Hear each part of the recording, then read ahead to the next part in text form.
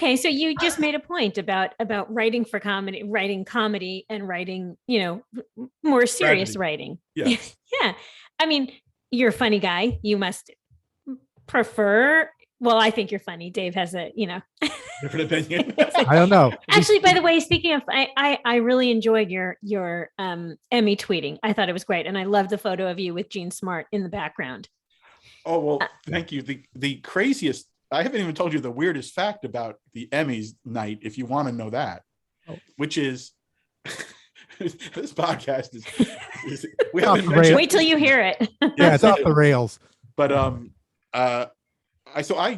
because my wife wasn't going, and because it's like I was like, I didn't know I was going until the last minute. I was in New York filming that other show. I got back and my wife said, okay, go rent a new tux, and I'm like, I am not renting a tux because I'm not with you, so I'm not going to look good no matter what. And I had just been bought a new suit for a wedding, so I said, I'm going to wear my suit, I'll buy a real black tie to go with my dark suit, and I will drive myself in, and I will park myself, and I'm not, because you can spend a lot of money on these events going, and I met the Tribute to Heroes was my first nomination.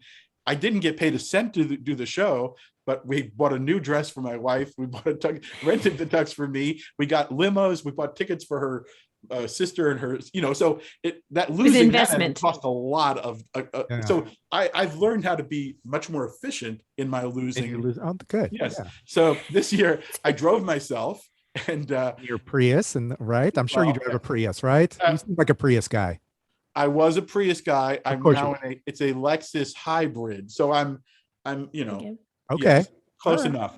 So I did drive myself. Oh, but so I got there a little early, and I walk. And so when you get to the red carpet, they're like, I'm like, there's a line of people, and they go like, and I go like, can I just walk into the venue, the outdoor venue that I thought was going to be there? And they said, well, where's your publicist? And I said, I don't have a publicist.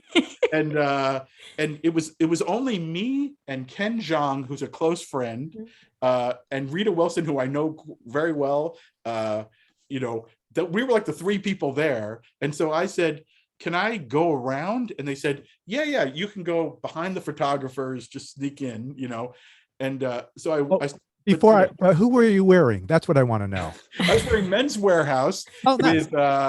I did have a fashionable mask because my son said the cool mask, and I tweeted it. It's a super cool store on Hillhurst. What's it called?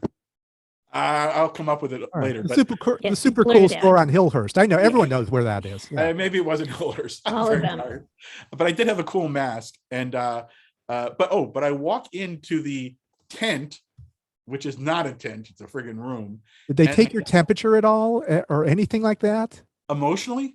No, yeah, sure. Good question. Yeah. Yes. Interestingly, it was rectal thermometer. No, okay. It was not, because you get to request which way you want it. Yeah, because it is show business. Yeah, of course. Appropriate. No, you know what? Here's the thing. I'll just be honest. I have been tested, thank God, negative every time for 100 shows.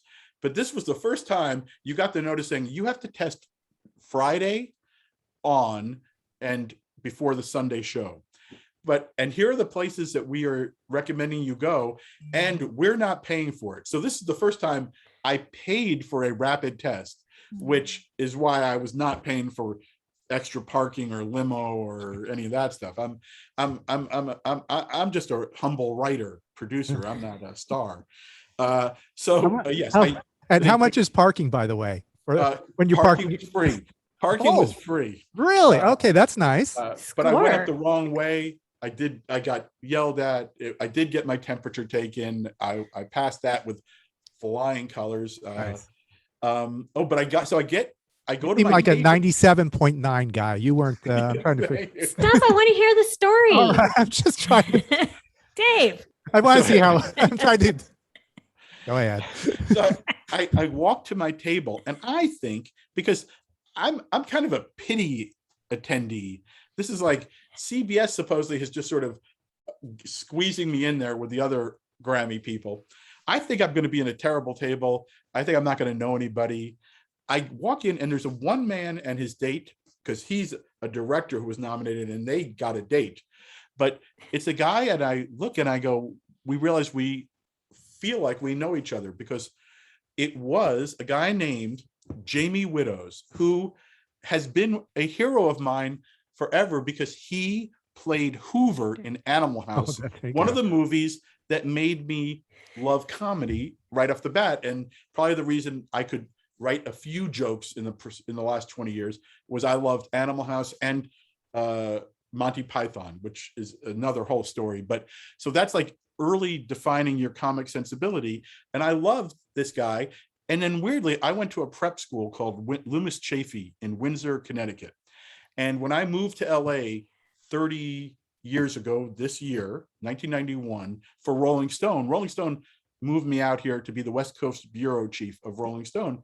And the first email, I think when email was invented, I got was from Jamie Widows, who has become a big TV director over the years.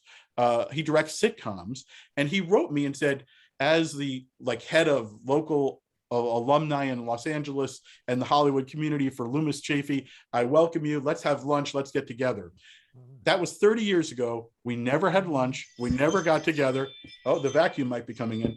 And or someone lost a pizza in El Segundo. So I walk in, and it's Jamie Widows, and we have for 30 years. And I don't know how anything works, including my phone, but for some reason, because he wrote me that email the first day I had email, he's the first contact in my phone, so that for 30 years, I have been occasionally looking down and going, why is my phone calling or writing Jamie Widows? I've never met him. We've never spoken. I walk in and we're the two people at the table, and he is the greatest guy I have ever met. I'm having the best time with him. He's asking me about how this school changed my life. It changed his life. He's the head of alumni for the school. And I'm a guy who dodges the letters asking to give money 9 out of 10 years. That's why he never returned your calls. Exactly. So I never returned his call. But we finally have the horrible Emmy box meal. That's our first meal together. I think we're friends for a lifetime. He, at 68 or 7, I think he said, this was his first nomination, which immediately made me feel love him and make me feel much better about losing all of my many, nominations. And then we got to lose a new one together. But as I tweeted that night, I feel we both won, because I actually feel like I made a friend finally that I've been trying not to have for 30 years. That is a crazy story. That is really a crazy story. It is. What was he nominated for? What was his? He was nominated for directing Mom. And the funny thing is, for the first hour of the show, he was like, everybody, because people our table was Ben Winston, who is executive producer of the Emmys, and James Corden and the Friends reunion, and some people I knew, and then other people kept coming over, and he goes, wow, everyone. And then during the show, Kaylee Cuoco, Allison Janney, all the people, he directed Kaylee Cuoco in her first show with her first sitcom many years ago. So between us, we felt like the two most important Loomis Chaffee alumni on earth. So it was really exciting.